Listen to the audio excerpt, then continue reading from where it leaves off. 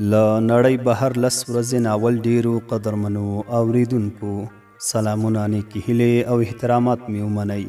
قدرمنو اوریدونکو، له نړۍ بهر 10 ورځې ناول لومړۍ او خوندورې برخې ته مو زه سمیع الله ایوبي هرکلی کوم. دا هم تاسې او دا هم د ناول لومړۍ برخه. امید لرم چې دغه خوندور ناول تر پایه پورې راسره واورئ.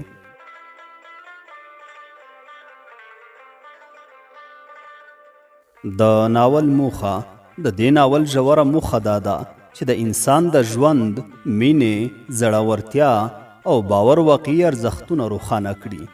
دا کیسه موږ ته ښایي چې کله انسان له ستونزو، خطرونو او له خپل حقیقت څخه د لرېوالي سره مخ شي، نو یوازې مینه، قوي اراده او توکل دی چې کولی شي هغه له بدمرغۍ وژغوري او د خوشحالۍ لوري ته یې راولي. دا ناول دا پیغام لري چې ژوند د لنډو خو ډیرو ژورو شیبو مجموعه ده، او کله چې رښتینې مینه، اخلاص او فزیکي او روحاني نږدېواله یو له بله سره یو ځای شي، نو انسان د دنیا له هر نعمت نه غني کیږي. دا ناول غواړي چې اوریدونکو ته دا احساس ورکړي چې رښتینې مینه یوازې د خبرو وعدو نه ده، بلکې هغه وخت معنا پیدا کوي چې انسان د خپل محبوب لپاره له خطره تیر شي. زړورتیا د فزیکي جګړې نوم نه دی، بلکې د مینې د ژغورلو، د ژوند د ارزښتونو د ساتلو او د خپل وجدان د پیروي کولو ځواک دی. باور د هرې سختې لارې ملګری دی. که پر خدای باور ولرو، که پر خپل محبوب باور ولرو، که پر خپل تصمیم باور ولرو، دا باورونه زموږ د کامیابۍ دروازې خلاصوي. ژوند تر هر څه زیات د لحظو و شیبو قدر غواړي. کله چې انسان د خپل ژوند د ارزښت وپېژني، نو پوهیږي چې هره شیبه باید د مینې، وفادارۍ او اخلاص سره تیره شي. دا ناول د مینې، احساس، قربانۍ، روحاني نږدېوالي او د انسان د نننیو او بیرونیو سفرونو ښایسته امتزاج دی. دا ناول دا راښایي چې کله ناکله موږ له دنیا څخه بهر نه ځو، بلکې زموږ د مینې او احساساتو سفرونه موږ ته داسې احساس راکوي لکه له دنیا څخه چې بهر یو.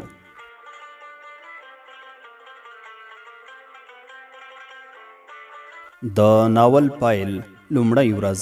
د کابل په ښار کې د ژمي د موسم اخري میاشت وه.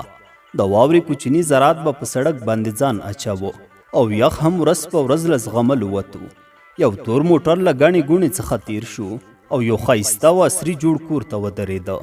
له موټر څخه یو ښکلی ځوان چې تورې عینکې وهلې وې، بوټونه یې په پښو، رسمي لباس، خریل شوي ږیره د کور لور ته روان و. خپل لاسي راډو ساعت ته به یې بار بار کتل او د ورختایۍ نښې له ورایه ښکارېدلې. د یوې کوټې دروازه یې ټک ټک کړه. له هغې خوا ورته غږ وشو: صبر وکړه، جامې مې لا تر اوسه نه دي اغوستې. ځوان چې جمیل نومېده ویې ویل: ښاغلې انسه، اوس هم ناوخته ده، کیدای شي موږ پرواز له لاسه ورکړو. هغه ورته ویل: سمه ده، همدا اوس درځم. انس چې دنګه ونه، جګ قد، پراخ ځیګر، ورین تندی او د ښو اخلاقو څښتن یو تاجر و. اوس یې غوښتل چې د یوې غونډې لپاره له هېواده بهر د تړون په موخه لاړ شي. په ډېره بیړه یې جامې واغوستې او خپل اړین شیان یې واخیستل. جمیل چې رسمي همکار او سکرتر یې و هم ورسره روان شو. په لاره کې انس وویل: هوا خو خرابه ده، خدای دې وکړي چې کومه ستونزه پېښه نه شي. جمیل وویل: ښاغلیه، که ستونزه پېښېدونکې وای نو اوس بیا د پرواز د ځنډېدو خبر راکړی وای. انشاءالله چې هیڅ نه پېښېږي او موږ به دا بریالی سفر پای ته رسوو. تر نیم ساعت مزل وروسته هوایي ډګر ته ورسېدل. خوشبختانه پرواز یې له لاسه ور نه کړ او پر خپل وخت ورسېدل. انس او جمیل دواړه ډیر خوشحاله شول، ځکه دا د دوی لپاره یو له ګټو څخه ډک تړون و چې باید ځان یې ورته رسولی وی. په الوتکه کې کېناستل. جمیل د کړکۍ څنګ ته او انس د جمیل څنګ ته. دواړو د یو بل په مخ کې د خوشحالۍ او کامیابۍ څرک لیده. په الوتکه کې ډول ډول مسافرین وو، ځینې خارجیان وو او ځینې هم افغانان چې هر یو د بېلې موخې لپاره له هېواده بهر روان وو. په دې وخت کې چې الوتکه ډکه شوه، یوه کورنۍ الوتکې ته راغله چې د انس خوا ته روانه وه. په دې کورنۍ کې یوه ځوانه جینۍ، یو سپین ږیری سړی او دوه نور ځوانان وو. جینۍ راغله، د خپلې چوکۍ نمبر او ټیکټ یې وکته او د انس د څنګ چوکۍ ته کېناسته. جینۍ سره له دې چې افغانه معلومېده، خو د اروپایي ښکلا نه هېڅ کمښت نه درلود. سره له دې چې اسلامي حجاب یې کړی و، خو یوازې لاسونه، سترګې او د پښو پنجې ښکارېدې. انس سره له دې چې یو لوی تاجر او د ډېرې شتمنۍ خاوند و، خو له نجونو څخه ډېر لرې ګرځېده. همدا یې د بریالیتوب یو راز باله او خپلو همکارانو ته به یې تل ویل د ښځو، شرابو او نورو بې ګټو کارونو څخه لرې وګرځئ، نو تاسو به هم زما په څېر لاسته راوړنې ولرئ. انس جنۍ ته خاص اهمیت ورنه کړ. د پرواز وخت شو. ټولو مسافرو ته لارښوونې وشوې. الوتکې حرکت وکړ او مخامخ روانه شوه. کله چې الوتکه پورته شوه، هغو مسافرو چې دی لومړی ځل و چې په الوتکه کې سفر کوي، ټول وویرېدل چې د هغو له جملې څخه د انس د څنګ جنۍ هم وه. هغې له ویرې خپل لاس د انس په لاس پورې تکیه کړ. انس هغې ته وکتل. جنۍ خپلې غټې سترګې پټې کړې وې او لاسونه یې ټینګ نیولي وو. انس پوه شو چې جنۍ ویرېدلې ده. کله چې دا حالت تیر شو، انس ورو ورو خپل لاس د جنۍ له لاسه خلاص کړ او خپل لوري ته یې کش کړ. جنۍ هم د انس دې حرکت ته متوجه شوه. ورو یې وویل وبخه، زما هیڅ پام نه و چې ستا لاس مې نیولی دی. انس پرته له دې چې یوه خوږه مسکا وکړي، نور یې هیڅ ونه ویل. جمیل ته یې وکتل چې هغه د کړکۍ له لارې ښکته ګوري او د ښکلو منظرو ننداره کوي.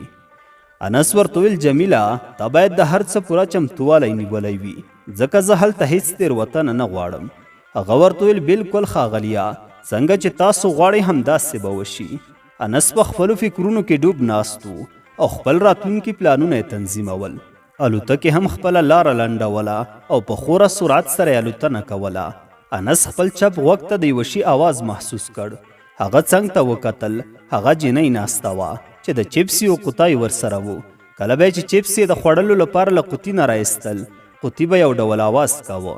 انس هیڅ ونه ویل، خو جنۍ په شرمېدلې لهجه او خفه آواز ورته وویل ایا تاسو چپس خورئ؟ انس ورته ویل نه مننه، زه یې نه خورم، تاسې وخورئ. په همدې خبرې کې چې ناڅاپه د خطر زنګ ووهل شو. په ټولې الوتکې کې داسې څوک پاتې نه شول چې د ویرې احساس دې ونه کړي. په لاوډ سپیکر کې هم دا غږونه اورېدل کېدل. لطفاً ځانونه محکم کړئ، کمربندونه مو خلاص نه کړئ. مسافرو شور جوړ کړ. ځینو خو سترې سترې چیغې وهلې. په مسافرو کې د ډول ډول دینونو پیروان وو.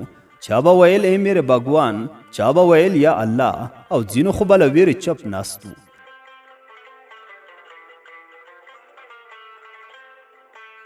الوتکه یوې او بلې خوا ته کږه وږه شوه. اواز یې هم بدل شو او لږ وروسته الوتکه مخامخ د ځمکې پر لور روانه شوه. د انس څنګ ته جنۍ او جمیل دواړو چیغې وهلې. حتی جمیل خو له ویرې انس ټینګ نیولی و. انس سره له دې چې مخکې له داسې حالت سره نه و مخ شوی، بیا هم د نورو کسانو په پرتله ډیر زړور ناست و. خو په زړه کې ویل زه به داسې زر نه مړ کیږم. زما ډېرې هیلې او ارمانونه پاتې دي. زما عمر خو لا اوس 25 کاله دی.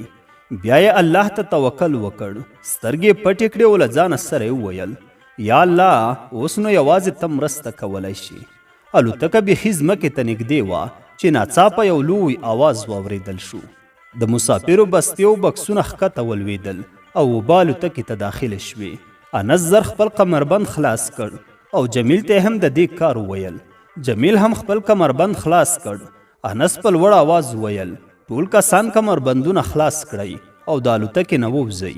په څو شېبو کې الوتکه له اوبو ډکه شوه. ځینې خلک لا هم په چوکۍ کې بند پاتې وو، خو ځینو بیا ځان له الوتکې نه وباسه. انس د جمیل لاس ونیوه، خو د جمیل پښه د چوکۍ لاندې راګیر شوې وه. اوبه هم تر سینې پورې رسېدلې وې. لږ پاتې و چې دواړه د اوبو لاندې شي، خو په همغه شیبه د جمیل پښه خلاصه شوه. دواړه د دروازې په لور په اوبو کې تېرېدل، خو لاره ډېره تنګه وه، ځکه الوتکه اوس تقریبا 80 سلنه له اوبو ډکه شوې وه. د چت او اوبو ترمنځ یوازې لږ فاصله پاتې وه چې دواړه د ډېرو ستونزو سره تېرېدل. دروازې ته نږدې شول. ګوري یوه جنۍ په اوبو کې ښکته پورته کیږي او د غټو غټو چیغو سره د مرستې غږونه کوي. جمیل ځان له الوتکې وویسته، خو انس ځان جنۍ ته ورورساوه. هغه یې په خپله غېږه کې ونیوله، داسې چې د جنۍ سینه د انس له سینې سره کلکه ونښته. دواړو د یو بل د بدن تودوخه احساسوله، خو دا ځای د داسې احساس ځای نه و. دلته هر څوک یوازې ځان ژغورلو ته لګیا و، بل چاته نه کتل. جنۍ هیڅ هم ونه ویل، یوازې د مرستې په تمه یې انس سخت نیولی و. انس هم په اسانۍ سره هغه له الوتکې وویستله. د دوی خوشبختي دا وه چې الوتکه داسې ځای لوېدلې وه چې شاوخوا ډبرین قمرونه او د جزیرې په څیر ټوټې وي. ټول خلک د اوبو په منځ کې وو، هر څوک یې یو بلې خوا ته روان وو. ځینو خې لامبو هم نه وسته. انس، جمیل او هغه جنۍ ځانونه یوې تیږې ته ورسول. جنۍ هم د ټوخي او ژړا ترمنځ وه. جمیل له ویرې هیڅ هم نه ویل. اسمان وریځې نیولی وو، سخت باد هم وو. هغوی چې له اوبو وتلي وو اوس ساړو ونیول. دا باد ډیر تیز او سوړ وو، چا نشو زغملی. جنۍ له یخ نه رېږدېده، اوښکې د اوبو سره ګډې شوې. په ژړا یې وویل زما خاوند، ورور او پلار مې چیرې دي؟ بیا یې د اوبو لور ته منډه کړه. انس له لاسه ونیوله، ورته ویې ویل صبر وکړه، هغوی به ځانونه وژغوري. خو جنۍ له هیلې ډکه لهجه کې ورته وویل ته یې له اوبو راوباسه، هیله کوم ویې ژغوره، که نه هغه به غرق شي. انس ورته ویل سمه ده، زه به هڅه کوم، خو ته دلته پاتې شه. بیا یې جمیل ته مخ ور واړو، ورته ویې ویل جمیله ته به له دې سره وي، پام پرې کوه، زه زر بیرته راځم. جمیل سر ښکته او پورته کړ، خپل کوټ یا بلاپوشي په نجلۍ واچوه، که څه هم هغه هم لومد و.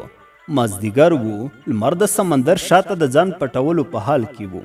انس په اوبو کې یوه بله خوا نارې وهلې، خو هېڅ چا یې اواز وانه اورېده.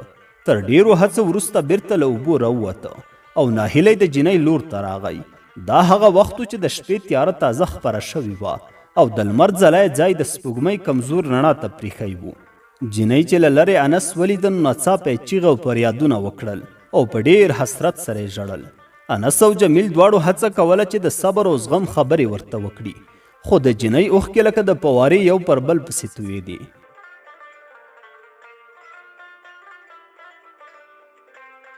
انس ورته وویل اوس ماښام شو، ټلیفونونه هم لمده شوي دي او دلته د شبکې سیګنال هم نشته. باید دا شپه هم دلته تیره کړو، سبا به بلې خوا ته لاړ شو. سپوږمۍ او ستوري د تیارو واکمني ماته کړې وه. هر څه د دې ډبرینو غونډیو په منځ کې روښانه ښکارېدل، خو دلته یخ شدید و. داسې څه نه درلودل چې د دې سړې هوا مخه پرې ونیسي. د یخ سره سره لوږې هم دوی ته د ویرې احساس ورکاوه، ځکه دلته یوازې تیږې او اوبه وې، نور هیڅ نه و. له لرې د لیوانو او سپیو غپا اورېدل کېده چې نور هم ویره او وحشت خپرېده او د دوی پر زړونو یې اغېز کوو. انس وویل موږ درې واړه ستړي یو، یخ هم ډیر دی، راځئ چې دلته د ډبرو په منځ کې یو خوندي ځای پیدا کړو او همدلته ویده شو. خو جمیل او جنۍ هیڅ ونه ویل. داسې ښکارېده لکه چې د انس خبره یې نه وي اورېدلې. جنۍ وویل زه خپله کورنۍ غواړم، زه دلته نه پاتې کیږم، زه غواړم د خپل پلار او ورور غېږې ته ځان ورسوم. جمیل په لړزان د غږ وویل ستا خبره سمه ده، خو اوس هیڅ هم نشي کېدی. موږ نه پوهیږو چې په راتلونکي کې به له څنګه حالات سره مخ شو. د انس خبره قبوله کړه او زموږ سره پاتې شه، د ژوندي پاتې کېدو چانس شته. جنۍ لږ فکر وکړ، بیا یې وویل سمه ده، خو زه به چیرې ویده شم؟ انس ورته ویل راځه یو ځای به په ګډه پیدا کړو چې خوندي وي او له هیڅ خطر سره مخ نه شو. درې واړه د غونډیو او درو په منځ کې روان وو. یخ باد د جنۍ وریښمین ویښتان یوې او بلې خوا اړول. د جنۍ زامې د یخ له امله کړپېدې، خو څه نه ویل. بیا یو ځای پیدا کړ چې د سیند په غاړه و. لوړې لوړې تیږې و، په منځ کې یو خالي ځای و. همدا ځای د شپې تېرولو لپاره مناسب وباله. جمیل د انس څنګ ته څملاسته او خپل بلاپوش په ځان واچاوه. انس هم داسې وکړل، خو جنۍ لا هم ناسته وه او تر ډېرې مودې پورې یې دواړو ته کتل. هغوی ویده وو. ښایي جنۍ فکر کاوه که چیرې د دوی تر څنګ ویده شي انساني جذبه به یې راویښه شي او خدای مه کړه چې څه ناوړه پیښه رامنځته شي. په همدې فکرونو کې غرقه وه، خو اخر یې زړه ورته وویل چې د انس څنګ ته لاړه شه او هلته ورسره په یوه بستره کې ویده شه. جنۍ هم ورغله او د انس څنګ ته څملاسته، خو انس ویده و، له هیڅ شي خبر نه و. د شپې درېیمه برخه وه چې انس سترګې وغړولې، خو سترګې هم داسې رډې پاتې شوې. جنۍ انس په غېږ کې نیولی و، ویښتان یې د انس پر سینه خواره و واره و. انس فکر وکړ ښایي جنۍ دا کار د یخ له امله کړی وي او له ځانه نه خبره وي. خو انس هم انسان و. تر دې دمه هېڅکله دومره نږدې له جنۍ سره نه و شوی. ډول ډول فکرونه یې ذهن ته راغلل، خو ځان یې کنټرول کړ. د جنۍ د نرم بدن پر ځای یوازې د هغې د ویښتانو خوشبويي احساس کړه او بیا یې سترګې پټې کړې.